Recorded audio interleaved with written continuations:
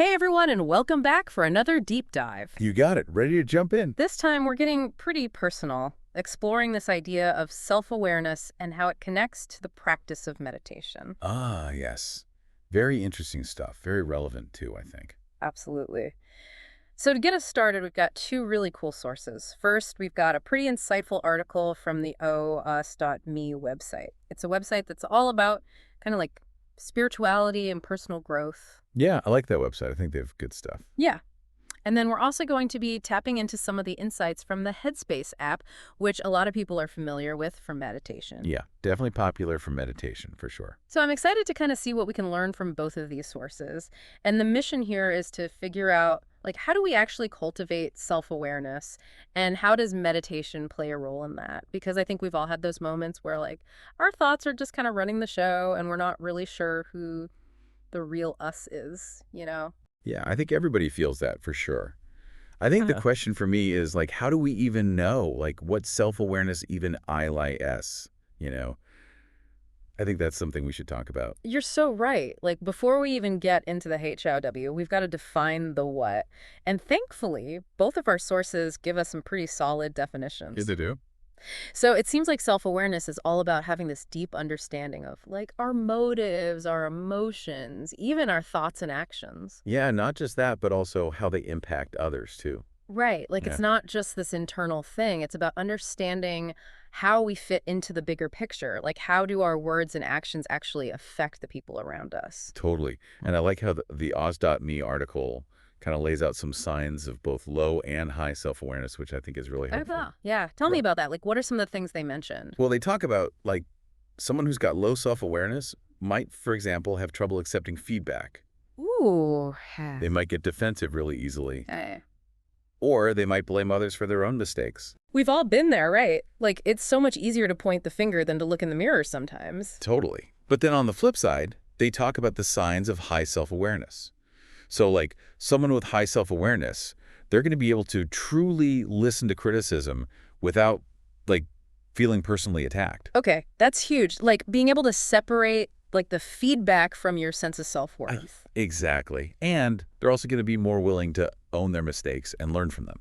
That's so important. Like, it's not just about being aware of your flaws. It's about, like, being willing to actually do something about them. For sure. For sure.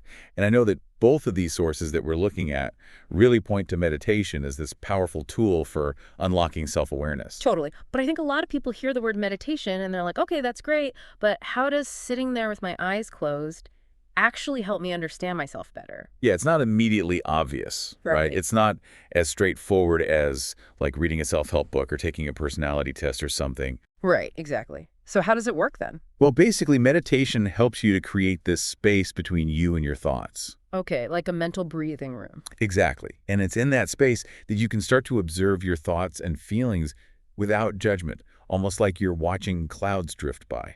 That's such a good visual because you're not trying to stop the clouds, you're not trying to change them, you're just observing them. Right. And that's the key. It's about observation, not judgment.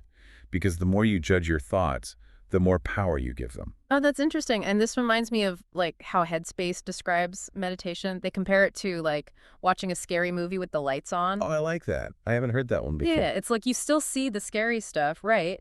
But it loses its power over you because you have more perspective. You're not as afraid of it. That's a great way to think about it because I think fear is a big part of what keeps us from being self-aware. You know, it's like we're afraid to really look at ourselves, Mhm. afraid of what we might find. Totally. And so meditation, in a way, is like turning on the lights. It allows us to see things more clearly without the distortions of fear and judgment. Right. And when you can do that, you can start to gain control over your reactions rather than being ruled by them. That's powerful stuff. It's like you're becoming the master of your own mind rather than the slave to your thoughts and emotions. Exactly. And I think that this mastery, like this self-awareness that you cultivate through meditation, it actually translates to tangible benefits in your life. Okay, let's talk benefits because everyone always says meditation is good for you. But I want to hear specifics. Like, how can it actually impact my mental and physical health? Well, let's take anxiety, for example. We all experience anxiety, right? Oh, for sure. Especially these days, it feels like it's just part of the package deal of being human. Absolutely. But the thing is, with meditation, It's not just that you're chilling out, relaxing. Right. It's deeper than that. Yeah, it's deeper. Studies have actually shown that meditation can reduce activity in the amygdala, which is the fear center of your brain. Mm. Oh, wow. So it's like rewiring your brain's response to stress from the inside out. It really is. And at the same time, it strengthens the prefrontal cortex, which is like the part of your brain that's responsible for emotional regulation. So it's like a double whammy then, right? Less fear, more control. Exactly. And I know that both sources talk about how self-awareness, whether it comes from meditation or not, is really powerful for making healthier choices in general. Oh, that makes sense. Like if you're more in tune with your body's signals, you can start to recognize those unhealthy patterns that you might be stuck in. Yeah. And like the article gives this great example of like unhealthy eating habits. Like how often do we reach for a snack when we're bored or stressed? Oh, all the time. And it's like in the moment it feels good, but later you're like, ugh, why did I do that? Yeah, but with self-awareness, you can have that aha moment, right? Okay. Where you're like, wait a minute, I'm not actually hungry, I'm just stressed. Right. And that pause, that moment of awareness, gives you the power to make a different choice. Exactly. And it's not just about food. It's about all kinds of choices. Yeah. It's about how we spend our time, how we interact with others, all of it. That's so true. And I think this ties into what os.me calls emotional flow. Like instead of getting swept away by every emotion that comes up, you're able to just observe them without judgment. Yeah, that's such a good point. Like, imagine if you could just ride the waves of your emotions without getting completely knocked over by them. That would be life-changing. I feel like I spend so much energy trying to fight against my emotions instead of just letting them be. Right, but with self-awareness, you can have that sense of, okay, this is just anger. It's going to pass. I don't need to let it control me. That's so powerful. And I think this is also crucial for having healthy relationships, right? Because if you can understand your own emotions better, you can empathize with others more effectively. Oh, definitely. Like when you're not constantly caught up in your own drama, you have more space to actually see and hear what other people are going through. That's so true. Now, while both of our sources talk about the benefits of meditation, os.me takes it a step further and introduces this concept of 9 levels of awareness that you can achieve through consistent practice. Oh, yeah. That's a really interesting part of the article. Like they basically lay out this whole roadmap for like deepening your self-awareness through meditation. 9 levels. Okay, I'm intrigued. Yeah. Walk me through this. What's the first level and how does it connect to this bigger picture of self-awareness? So the first level they talk about is called intellectual awareness. And basically it's about like knowing what you know and what you don't know. Okay, so it's like being aware of the limitations of your knowledge. Yeah, but it's also about like being aware of your own thinking process. Like being able to step back from your thoughts and be like, oh, this is just my mind doing its thing. So it's like becoming the observer of your own thoughts rather than just being swept away by them. Exactly. And that's like the foundation of self-reflection, right? Like if you can't even recognize that you have thoughts, then you can't really start to examine them. That makes a lot of sense. So it's like step 1 is just noticing that you have a mind and that mind is capable of observing itself. Exactly. It's like a fundamental shift in perspective. And from there, you move on to what they call investigative awareness. So now you're not just aware of your thoughts, but you're actively engaging with them, questioning them, seeking deeper understanding. So it's like you're becoming a detective of your own mind, trying to uncover the hidden motives and beliefs that are driving your thoughts and actions. Exactly. And it's really interesting because they give some pretty fascinating anecdotes about what each stage might feel like. Oh, okay. I want to hear about that. But I think it's probably a good place to pause for now. We can pick up with those anecdotes and the rest of those 9 levels in our next segment. Sounds good. Looking forward to it. Yeah, me too. We'll be right back after a quick break.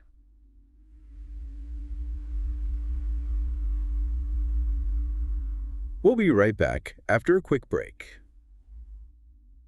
All right, welcome back. We left off talking about these 9 levels of awareness that os.me outlines, and I'm really curious to hear more. Yeah, it's a really fascinating concept, and they lay it out so well in this article. Okay, so remind me where we left off. I think we were on investigative awareness, right? Yes. So investigative awareness is all about being present, like really present in the moment, and using all your experiences, like everything you go through, as these learning opportunities. Okay, so it's not just like thinking back on your experiences. It's about actively engaging with them in the moment, like almost conducting an internal investigation, trying to figure out what's going on beneath the surface. Exactly. It's about being curious, like a detective, about your own inner world. And it can lead to some pretty profound insights, about like your beliefs and your values and your motivations. Like, why do you do the things you do? What makes you tick? That's really cool. And it seems like this level sets the stage for even deeper levels of awareness. So what comes next on this journey? Well, the next level they talk about is blissful awareness. And this is where things start to get really interesting because it's about tapping into a deeper seat of consciousness through dedicated meditation. Like they describe it as this state of pure joy and interconnectedness where you experience a sense of oneness with the universe. Wow, okay. That's a pretty big leap from like intellectual curiosity to blissful oneness. So, what are the steps in between? Yeah, it's definitely a journey. So the next level is actually the one we've been talking about quite a bit, self-awareness. But here they specifically link it to the ego. That makes sense. Like the ego can be a major obstacle to true self-awareness, right? It's always trying to protect itself, which can lead to all sorts of like limiting beliefs and behavior. Totally. Like the ego wants to keep us feeling separate and in control, even if that means holding us back from experiencing true joy and connection. So, is this level about like recognizing the ego's influence and starting to detach from it, like seeing those ego-driven thoughts and behaviors for what they are, just illusions? Yeah, I think that's a big part of it. Like recognizing that you are not your thoughts, you are not your emotions, you are not your ego. You are something much greater than that. That's pretty profound. And it makes me even more curious about the levels that come after self-awareness. Like, what happens once you start to see through those egoic illusions? What's next on the path? Well, the next level is called yoked awareness. Hmm. And it's all about gaining control over your mind and thoughts. Like, instead of being a slave to your desires and impulses, you're learning to master them. So it's about like choosing how you respond to things rather than just reacting instinctively, like having that space between stimulus and response that allows you to make a conscious choice. Exactly. It's about cultivating a sense of detachment, recognizing those desires as, like, fleeting mental events rather than undeniable commands. That's so powerful. It's like you're no longer at the mercy of your thoughts and emotions. You're in the driver's seat. Right. And then after yoked awareness comes cessative awareness. And this one's interesting because it's about this state of heightened alertness and focus. Like they describe it as a laser beam. That's the level of concentration we're talking about here. Wow. So no more distractions, no more mental chatter, just pure, unadulterated focus. That sounds almost superhuman. How is that even possible? Well, it takes practice, for sure. But they suggest that it's a natural byproduct of quieting the mind through consistent meditation. Like, it's like you've cleared away all the mental clutter, and now you have access to this level of clarity and focus you never thought possible. I can see how that level of focus could be incredibly beneficial in like all aspects of life, from work to relationships to creative pursuits. It's like you're tapping into this hidden reserve of mental energy. Totally. And from that state of cessative awareness, we move into natural awareness. Okay, this one sounds a bit paradoxical. How can awareness be both natural and something we achieve through meditation? It's a good question. So they explain that this level is not about like forcing stillness or concentration, but rather it's about the absence of that constant internal chatter that usually fills our minds. It's like the mental noise is quieted down on its own, and now you're left with this sense of peaceful presence. So it's not something you actively create, it's something that emerges naturally as a result of consistent practice. Like the mind just settles into this state of stillness on its own. Exactly. It's about cultivating a state of being where your mind is just naturally at ease, without the need for constant effort or control. That sounds incredibly peaceful. Like you're no longer fighting against your own mind, you're flowing with it. Precisely. And then from natural awareness, we move to skillful awareness. Skillful awareness, what does that entail? So this level is all about taking the insights and wisdom you've gained through meditation and actually applying them to your life in a practical way. Yeah. Like it's not just about inner peace and self-understanding. It's about using those qualities to actually make a positive impact on the world around you. So it's like taking all that inner work and turning it outward, like letting your self-awareness ripple out into your actions and interactions with others. Exactly. It's about living a life that's in alignment with your values, using your unique gifts and talents to serve others and make a difference. That's beautiful.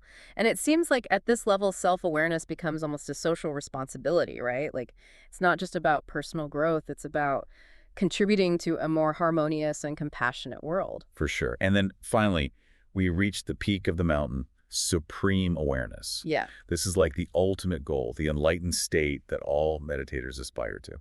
So what's it like to reach this level of awareness? Well, they describe it as a state of complete detachment and liberation, where you're no longer affected by the ups and downs of life, the praise or criticism of others, or even your own successes and failures. Like you've completely transcended the ego and all its limitations. Wow, that sounds incredible, but also like a little bit unattainable, you know? Like, is that even possible for us mere mortals? Well, they acknowledge that it's a rare and lofty goal, but they also emphasize that the journey itself is just as important as the destination.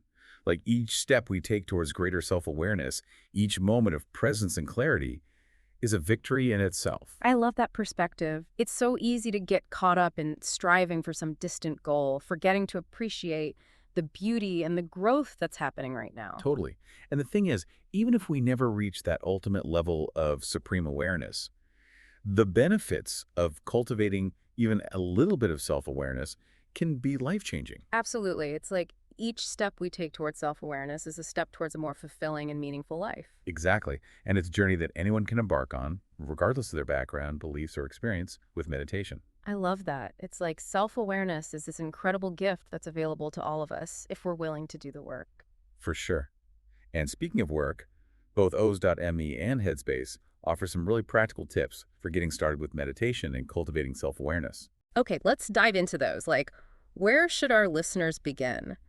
What are some of the key takeaways from these sources? One of the most important things is to create an environment that supports your practice. Like Headspace talks about minimizing distractions, finding a quiet place where you can really focus. And Oz at Me talks about finding a space that feels peaceful and calming, right? Like somewhere that invites you to relax and turn inward. Yeah, exactly. Like it doesn't have to be anything fancy. It could be a corner of your bedroom, a spot in your backyard, a park bench. It's really about finding what works for you. I think it's so important to create a space where you feel safe and comfortable exploring your inner world because it can be a vulnerable process. Absolutely. And once you've found your space, it's time to start paying attention to your thoughts and feelings. Like that watching a scary movie with the lights on analogy that Headspace uses. Exactly. It's about observing your thoughts and emotions with a bit more distance and perspective, without getting caught up in the drama. It's like you're becoming the scientist of your own mind, observing your thoughts and feelings without judgment or attachment. Precisely. And both sources really emphasize the importance of non-judgmental observation.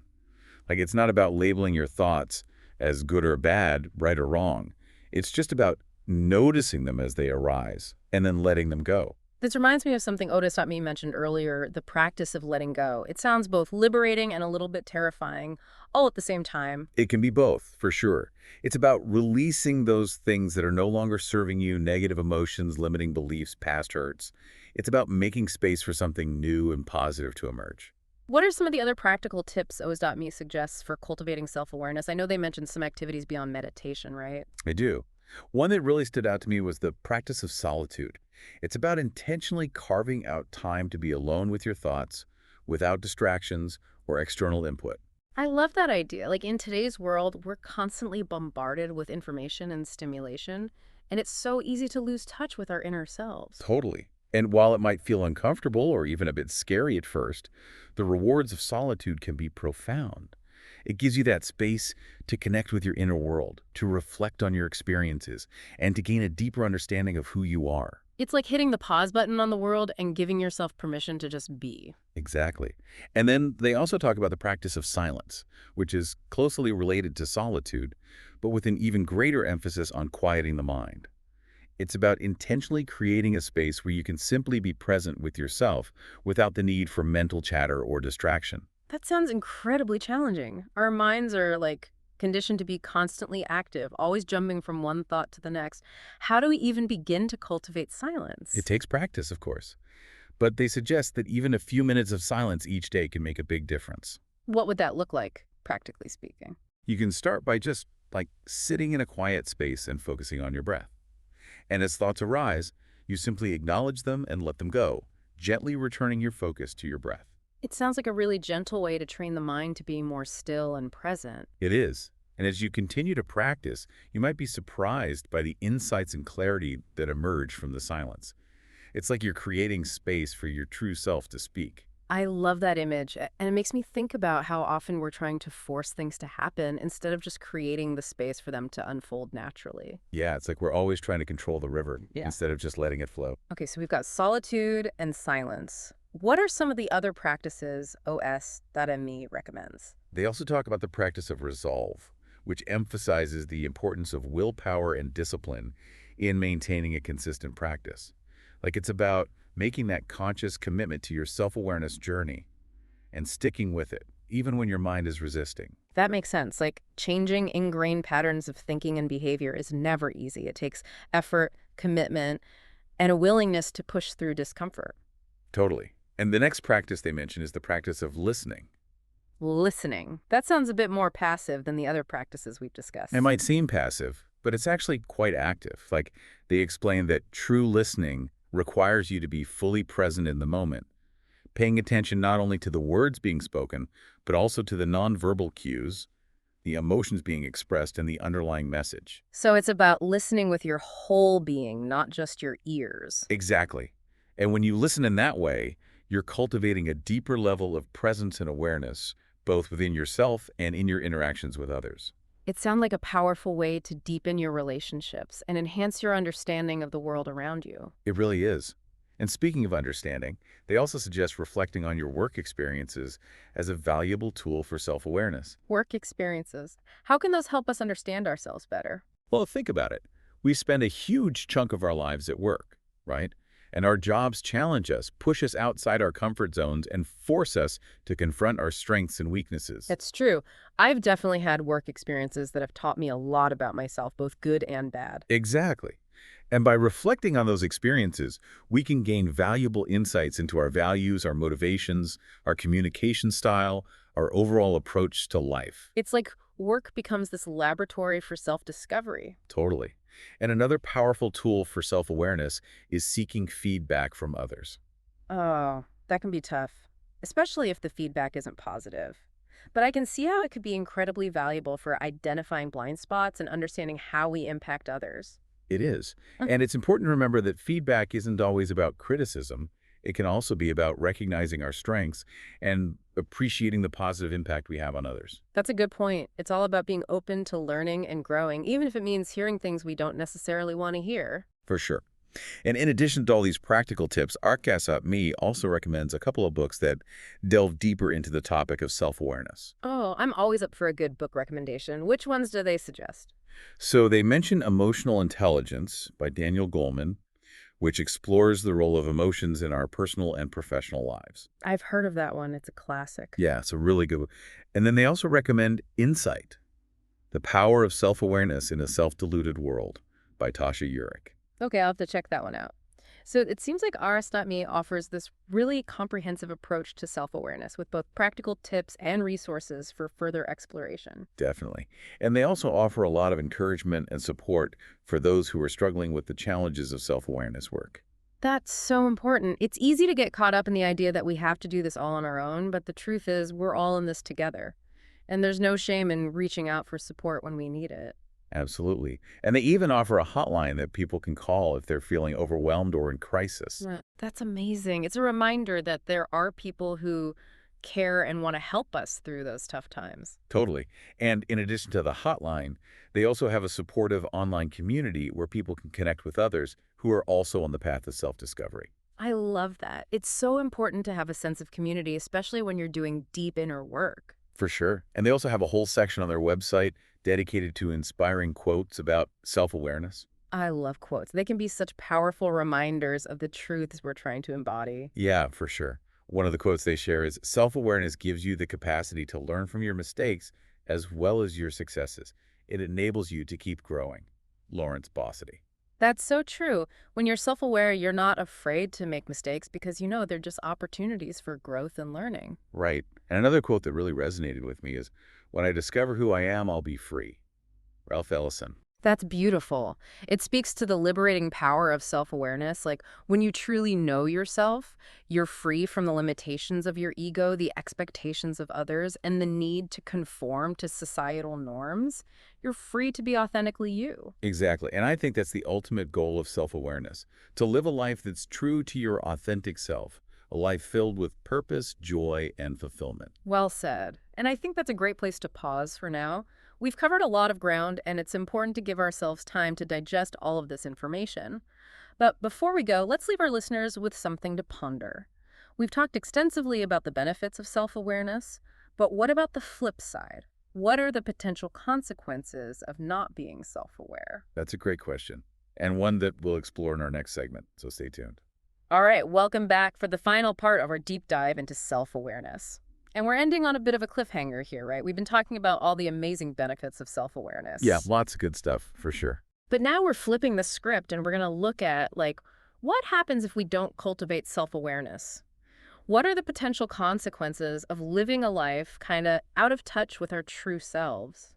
Well, I think one of the biggest dangers is that we become prone to making decisions that, well, they're not really aligned with our values, you know, or our long-term goals. So it's like we're on autopilot, just reacting to situations instead of consciously choosing our path. Yeah, exactly.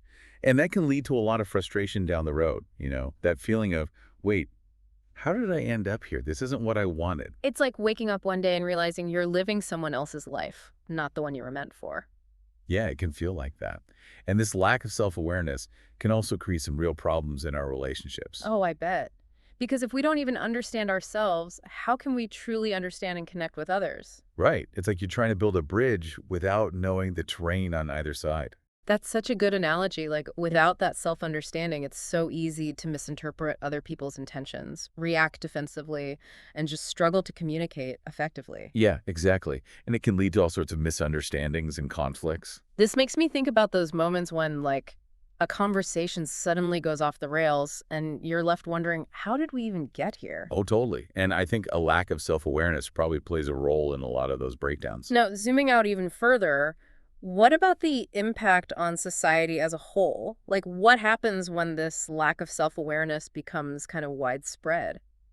Well, I think it contributes to a culture of, well, blame and Yeah. judgment and division, because if we can't take responsibility for our own thoughts and feelings, it's really easy to just project them onto others. Right. It's like instead of looking inward, we're constantly looking outward for someone or something to blame. Yeah, and that creates this cycle of negativity and conflict that can be incredibly damaging. So it seems like self awareness isn't just like a personal luxury. It's actually a social responsibility, you know? Like it's essential for creating a more harmonious and compassionate world. I agree. The more we understand ourselves, the better equipped we are to navigate the complexities of being human, right? To build strong relationships, Mm. to contribute to a more positive and just society. This has been such an incredible conversation. We've explored the benefits of self awareness, the consequences of neglecting it, and I feel like we've only just scratched the surface. Oh, absolutely.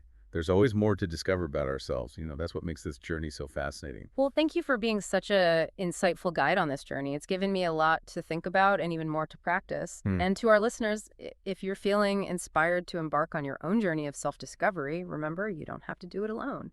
There are so many resources available to support you, from meditation apps to books to online communities. That's right. And even just taking a few minutes each day to sit in silence, to observe your thoughts and feelings without judgment can make a huge difference. Remember, the journey to self-awareness begins with a single step. So keep exploring, keep growing, keep discovering the incredible power within yourself. And until next time, keep diving deep. Absolutely. See you next time.